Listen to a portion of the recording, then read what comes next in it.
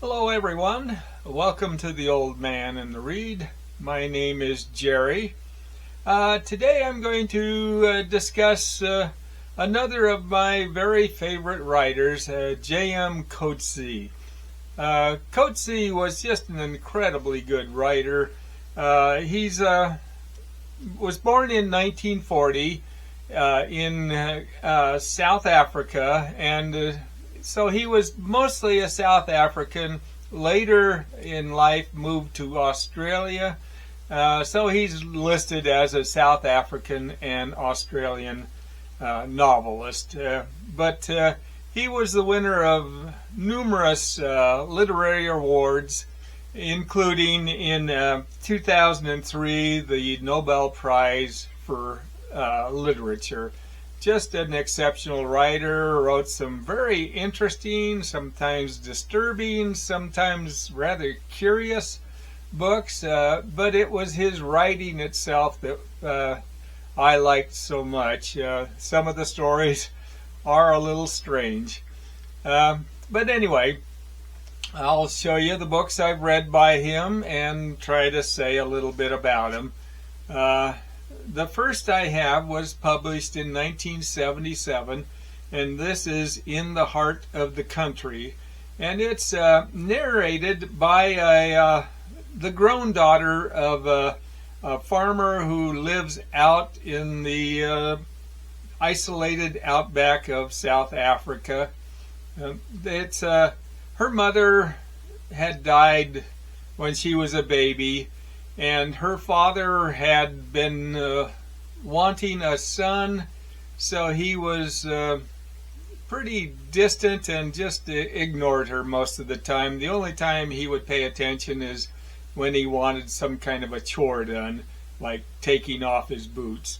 So she lived a very isolated life, way out where she had no connection with anybody, and this created some mental instability for her, and she began fantasizing, and this led to some very dire consequences. In 1980, he published Waiting for the Barbarians. This is narrated by a man known as a magistrate in an unknown colonial empire. But it's about a colonel who goes out on an expedition against the barbarians, and he captures a few and tortures them. The magistrate then becomes rather disturbed by this, and he attempts to counteract the actions, but that leads to dire consequences. In 1983, he published The Life and Times of M Coetzee, and this follows a man named M Coetzee. He's fairly simple-minded, but his mother is dying, and so he decides to take her back to the place of her birth, and he loads her into a cart and starts wheeling her back. They're attempting to escape the just really harsh conditions that they are living in, but things don't get any better as they travel, and she eventually dies. He then decides to continue the trip, but he just encounters a whole series of misadventures from there.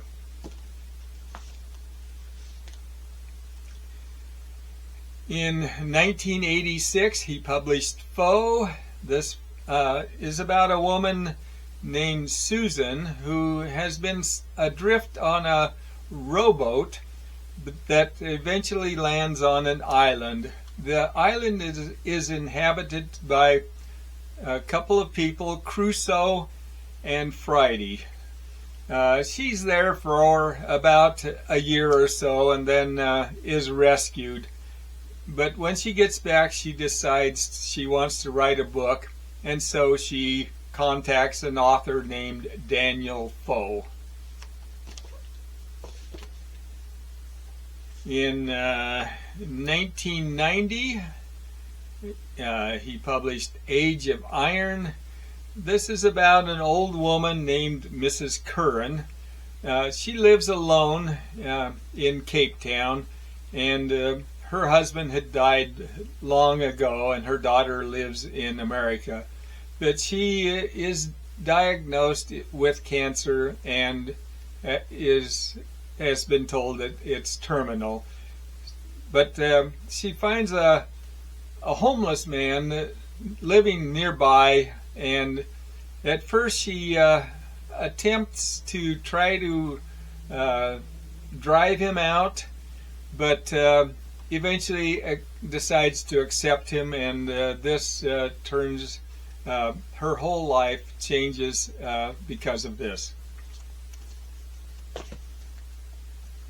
In 1994, he published The Master of Petersburg. This is a fictional story that follows Dostoevsky, who has been summoned back to St. Petersburg after the death of his son Pavel. And he basically tries to unravel and comprehend the circumstances that led to this death. In 1999, he published Disgrace, and I have to admit this is a rather disturbing story, but it's about an aging white college professor. He has been accused of sexual harassment or abuse with a student, and then is put on a leave of absence. He goes to visit his daughter, who lives in a South African, a home in the South African countryside that is dominated mostly by rural black Africans. The things just seem to take a very dire turn and just continue getting worse after he arrives. In 2002, he published Youth, and this is a somewhat autobiographical story of a young man who leaves his home in Cape Town and goes to London. He aspires to become a poet or a writer, and but he goes to work as a computer programmer, and that really follows Coetzee's early life. In 2003, he published Elizabeth Costello. Elizabeth Costello appears in a few of his books, and she is actually Coetzee's alter ego. But in this book, he uses her to give opinions on a variety of subjects, with essays on animal rights and writing about evil and about storytelling itself in general.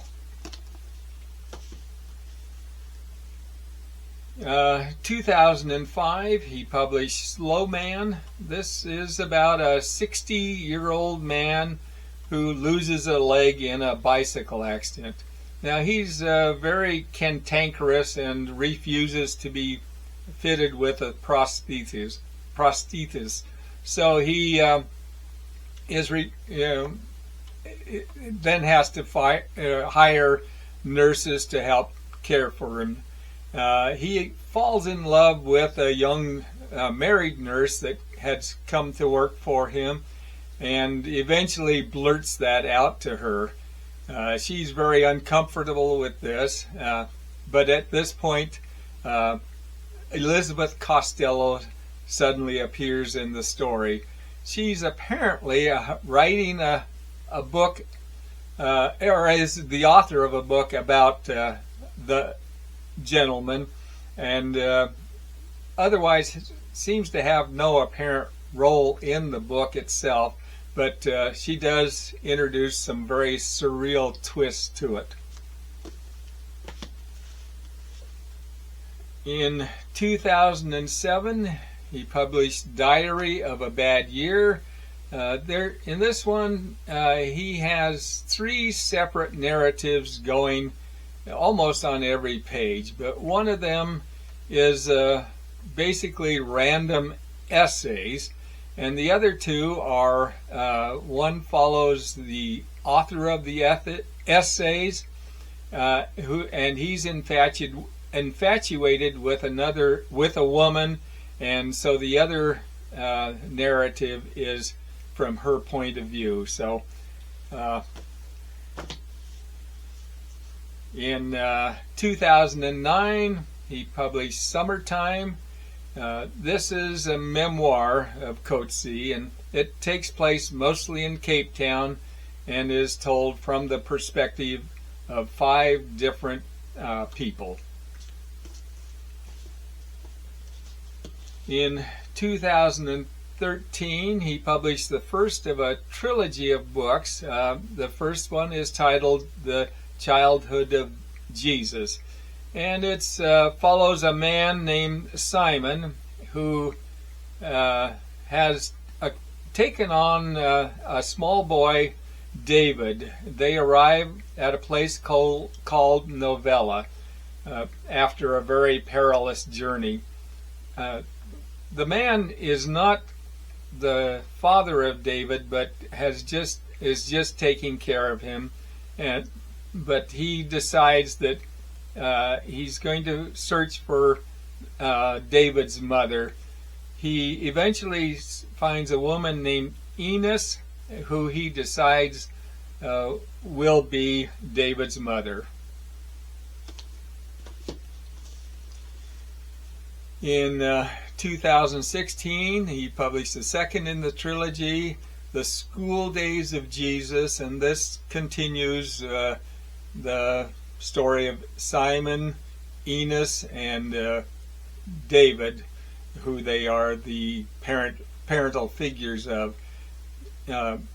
Simon and Eunice go to work as fruit pickers on a farm, but David has decided that he's disenchanted with them and tells them that they're not his real parents.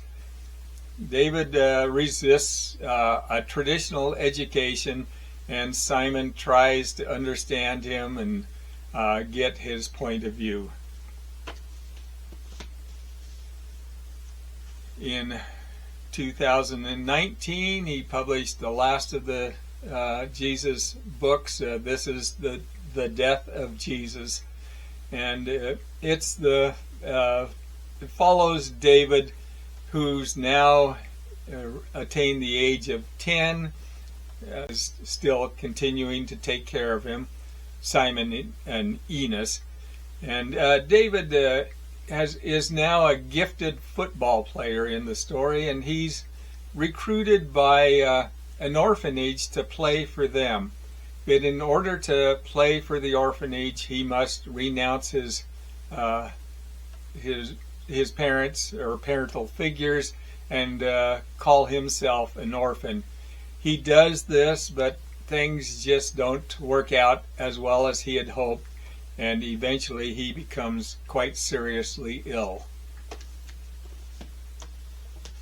And the last book I have by Coetzee was published in 2023, and that's The Pole.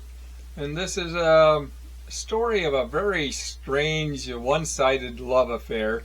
It's about a Polish pianist who has been invited to play for a group in Barcelona.